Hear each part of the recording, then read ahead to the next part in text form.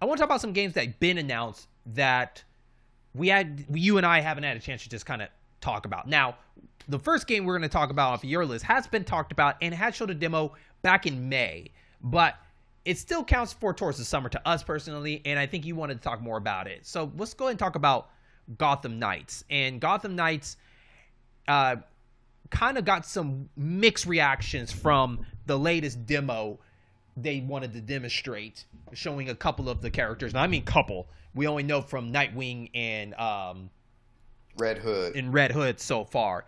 And we haven't heard anything from then. But from your initial thoughts, what's your thoughts about it? Well, I saw some additional gameplay with Batgirl and Robin, so that's good. Honestly, I don't care what some of the naysayers say. Like, it's like, oh, the graphics look last gen. It's like, the graphics last gen look great, and so the graphics don't concern me as much. It looks fun. I am a fan of the Arkham series games, Batman games, and Gotham Knight looks to continue that thread, the combat. Although it seems, when you're playing multiplayer, it seems to be more points based, so the skill tree may work differently.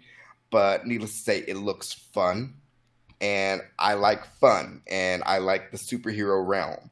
So yeah, it's something that, very few games are day one. This isn't a day one, but this is a game that I'm going to keep an eye on, and I would like to play. It's fucking Batman, man. Even if it's not Batman, it's the Bat family. So why not? I'm part of the mix, not on the graphic front, more of how the gameplay is. Based on that demo, hopefully they will fix the flow of it. It kind of felt a little sluggish. It was interesting how they get around the world, per se. Like, Nightwing's is quite interesting, per se. Like, he's using this hover thing, and I'm like, I thought he can grapple around or something like that, like Batman. Maybe I'm wrong. But I think some of the people were talking about some of the enemies are too spacious, and it feels like that Nightwing, for example, does a lot of work before he gets to the next hit and stuff. Like, I get that. After 5 flips, I'm like, do you want him to be flipping that much around? I get it. So low density of enemies. Yeah. And then I think a lot of people were very picky on the deaths.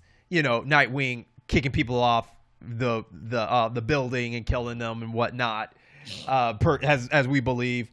Red Hood but Red Hood's getting away with using non-tranquilized bullets, per se, and everything like that. I was a little bit mixed bag on that front, but based on that demo, I don't have too much to go on that. I just feel like that hopefully they will fix a lot of those issues. I think the number one thing for me is the level scaling, which I am team no, do not like that. I don't like that if I level up, everybody else around me grows too. No, like I level up so I can kick your butt. So like when I go to an area that's too strong for me, I want to go level up, and then I want to go back and take down those people. I don't want to level up and come back like, oh, you're still stronger than me. It's mixed I don't like on that as well. I don't like that. Shout out to Assassin's Creed Odyssey. But overall, I don't know if I'm personally for me, I'm not a big fan of playing with so many multiple people. I always been like just a solo person. I like solo. Like I could be Batgirl and be satisfied with that. But I don't want to like hop around so many different characters and manage these people for certain scenes and stuff. I kind of like just that. Like the Arkham City, where some of the stuff you play as Catwoman was okay, but it wasn't like forever. You can go back to her for other side stuff if you want to, but you don't have to play with her permanently to get the ending of the story. And I don't know if there's a true ending if you complete everything with both of them. I don't really care. But here, I guess it's a good variety. I don't know. Do you like juggling with multiple characters like that, or are you more like, I like to stick with, what I know, like my one heroes? I don't mind. Honestly, I'd rather have more options than less. Okay. So, Batgirl or Nightwing or Robin or Red Robin or Red Hood. Red Robin. Right? I don't mind because if anything, it gives maybe potential replay value if the characters fight differently enough, they move differently enough. You have dialogue. If they bring the characters to life and make them interesting, then I don't mind replaying a mission or switching out characters, because at the very least, that gives something different to do in that game. Okay. But yeah, I mean, the world, open world, is closer. It looks like it's closer to Arkham Knight because it doesn't have that enemy density like Arkham Asylum or Arkham City did. But obviously, the game's supposed to come out later this year. Maybe they'll tweak some bits. Maybe they'll put out a demo. I'm not sure. It looks interesting, only because it got me with the whole Arkham nostalgia. So we'll see what happens with that. Okay. But yeah, I'd be torn between playing as Batgirl with those damn Electro Tonfa or Nightwing gliding around. Okay. All right. Right on. It also makes you wonder, like, do you think some of these stories in this game is going to be where they force you to play other characters, or do you think you could be that gamer where, like, you know what, can I just play with one of them and just beat the game with that one of them? You think they're going to do that, or they're going to force your hand? I mean, I think they'll let you stick with a character. Well, actually, if you play single player, you may have to switch out for certain abilities, but that's no different than, playing the story mode of Mortal Kombat or Injustice, and you have to play different characters to go through the story mode. Okay. So. All right. One game stood out to me. I'm a big fan of Devolver Digital for a lot of their games. They've been just knocking out of the park with a lot of weird, unique games that, like for instance, I would say, like, what's the game where that it's like kind of like gun ballet per se? Roller Drone. No. Or My Friend Pedro. Yeah, that one's really unique in its own way. Katana Zero was really pretty cool for that. That is fun. Yeah, or even like back like the old school ones, right? Like the old ones, for example. What is it called? The one where you work for this corporation, you have to go like through these buildings and kill everybody. I forgot what the name of that one. Hotline Miami. No. Hotline Miami is part of that, but no, it's not that one. It's like an agency. It's a 2D side scrolling, and you pick certain characters, you bust through the building, you're supposed to kill everybody in there. It almost reminds me of Door Kickers per se. So, but regardless, though, they're very unique and they really have fun with the games that they have. And the reason I brought this up because Plucky Squire looks really cool, and it starts out with a book, which you can tell from the game of what is that? Crap. Gosh, I can't believe I'm forgetting the name, but it's a game just similar to that, where you're these 2D heroes and you're going around. So, that's gonna annoy me. I need to find out what it's called. But it has very similar games like that. Hang on, I'm sorry for the different gameplay loops depending on what level you're in, because some things are 2D, some you're 3D. You're facing this direction, isometric. Yeah, it. And your character kind of changes. Like if he's boxing stuff, he's all muscular and built out. Yeah, no, Plucky Squire looks like it would actually be a fun, cute little venture to play solo. Like it's proof that single player games aren't dead. Yeah. So Grizz, they did Grizz, that very artful kind of game. The Messenger, that kind of gives you that Ninja Gaiden kind of style for Broforce. They're really, really good with. But this game, out of all of them, reminds me of the title. They're just not showing it. Anyways, people probably know what I'm talking about. But they also did Ollie Ollie. I forgot about that. They did Ollie Ollie.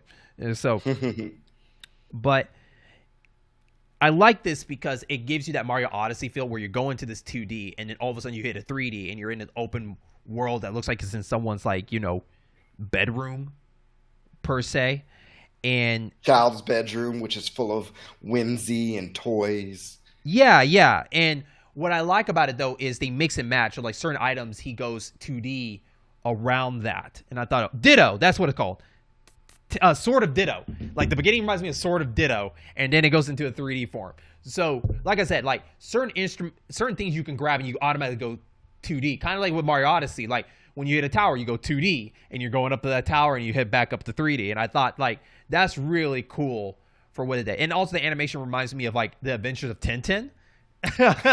Like the French comic book. The character design as well. Yeah. So it the art reminds me of that. I was like, that's pretty cool. Maybe that was an inspiration for that. So I'm very excited for that game. I think that's a good Switch game. So I'll definitely probably pick that up when it releases. I really like Devolver Digital with their kind of games. And on top of that, and I'll hit it back to you, Cuphead, Delicious Last Course. Big Cuphead fan. Really excited for the new Cuphead DLC to finally come out after like 2 years later that's been announced. So I'm very excited to play more of it and some of the animation. Man, I love it. I need to watch the Netflix cartoon. Really do. I watched the first episode. It's actually it very much is a total throwback to the 30s, 40s animation style. I mean, it's in a good way. Mm-hmm. Were you a Cuphead fan yourself? Aside from when we played, I did not get to play more of it. But I enjoyed what I played. I really would have to just sit down and really screw at that game because it's hard. It's not impossible, obviously, but it is challenging. Right. Especially the timing and stuff. So I enjoyed what I played. I'd have to play more, but like you said, backlog. So much backlog. Yeah. And I need to stop replaying old games I've played before. It's so hard. Yeah, I know. It's the comfort. It's the familiar. Mm-hmm. Yeah. What other games are you excited about? I would say, and this is based on the pedigree, High on Life. Justin Roiland of Rick and Morty fame and Trover Saves the Universe. And Solar Opposites. Yeah, Solar Opposites. High on Life has an interesting, it's not the wacky animation style, but it does have some of the crazy alien monster designs that you would see in Rick and Morty, just with a different palette on them. Yeah. And the fact that your guns have personalities and different quirks. That looks like it would be fun. It would be fun to play in VR. It would be fun to play in general because the humor alone is worth it. There are a ton of first-person shooters. You got to stand out, and if nothing else, the humor alone would do it for me. Yeah, especially like the Talking Guns, I think is the biggest shout out to that, and it has that game feels like an Xbox game because Xbox, it feels like the old school Xbox, kind of the weird stuff per se, kind of like I don't know, I got a weird Odd World feel to it where the weapons are just weird, they're alive, especially Stranger Worlds or Strange World, whatever it is. Oddworld Stranger. Yeah. Like some of those weapons are just weird. So I kind of got that bit of a hint in there. And so and he's like, oh, my kids, don't worry, just shoot them anywhere. I'll make more. Yeah. I'm like, okay. And that's coming out this year, so that's pretty cool. Yeah, I have a feeling there's some even raunchier humor or edgier humor that they kind of kept off, and it's like, oh, that's gonna be fun. Yeah. Ravenlock interests me. This was a game that kind of came towards the end of the Xbox showcase, and it's really cool. It kind of like have an Alice in Wonderland feel. Like this little girl is in this moved to this new home, and she sees this mirror that zaps her into this other fantasy world per se. And the cool part about it, it's like all the characters are all 8-bit looking in a 3D world per se, and it's the same developer that did this game that we just talked about, just went under the radar. It's called Echo Generation, and after this video, I got to go look at the reviews and see how I feel about it. But I just thought it was really cool. Echo Generation reminds me of Earthbound per se, but it was really combat, at least. But the artwork is just so weird and unique, and Ravenlock stands out a little bit more because that's more action oriented. Going against these enemies that look really interesting how they're set up. Yeah, I'm looking at a video and it's like some of the enemies look super pixelated, some of the characters, significant characters, and then the larger enemies that you fight look more polished, and it's like you're jumping in between 16-bit, 8-bit, 16-bit, and current generation with the monster designs, which. That's cool. It like almost like Evo Land. Yeah. I also get a feel of 3D Hero in there a little bit. I don't know why. Yes, yeah. So I'm very intrigued. I don't know if that one is exclusive to Xbox. I might have to look back and see if it is exclusive to that. But if it is, I definitely want to check it on PC. Hopefully. Yeah, it was. It is coming to Game Pass day one, and I mean, while it was in the showcase, I don't know if it's going to stay Xbox only. I don't think it was from any studios that Xbox owns. So. Yeah. Well, if Echo Generation is only on Xbox that we know so far in PC, I can see this game falling right after it. PC, it's coming out on PC. Echo Generation is coming out on PC next year. So this one, if it comes out this year or next year, probably be on PC about a year or so after that. Mm-hmm. Yeah. So, and I only have one more, and it's a short one. I don't know too much about it. It's Cocoon. Same people that did Limbo and Inside, which Inside I think is a must once play. It's really short, not long, but it's just an interesting game what they did. I really liked some of the crazy wacky ideas they did, especially Limbo, and Limbo was really interesting. Cocoon, really simple. It looks like you're just like this bug, and you're just going these levels after levels, and it looks like certain things you do, it just layers among each other. It's so weird. You have to watch it. It's hard to explain, but I'm intrigued. Yeah, I'm very intrigued. I'm watching a little bit of it. It does look acid trippy. Yeah. So I'm intrigued about that. So, did you ever play Limbo or Inside? Limbo, yes. Inside, no. Okay. And Limbo, I stopped playing because I got stuck at this one part, and I didn't want to look up any hints, so I just stopped playing. I'll have to revisit it. But good for you. Good for you. Hold on to the pride. I ain't worthy of this game if I can't figure it out. Yeah, I mean this was years ago. Now I'd say screw it, because I played Limbo originally on the Xbox 360. Me too. And I still have it, so I can play it on my Xbox One. Yeah, and it's probably dirt cheap on Steam now. Like you could probably get for like $2 or something like that on a sale. Oh yeah, just wait for the Steam sale. Yeah, because the summer sale should be starting up towards the end of this month. So yeah, we'll see. I mean, I'll put it this way: I am not expecting to be blown away by the Steam sale, but that's another topic. Okay, all right. Any more other ones before we wrap it up? No, I had Plague's Tale Requiem, but because it looked interesting, but I need to actually go play the original Plague's Tale Innocence. But I saw from some of the gameplay, it looked interesting. You shove someone in a pile of rats. You have to. The rats are the environmental enemy. They're the environmental hazards and the ultimate enemy. But it's a lot of stealth, and you can push enemies into piles of rats, and the rats consume them, stuff. But I'd have to play the original before I really commit to wanting to play this one. So, but it looks interesting. Okay.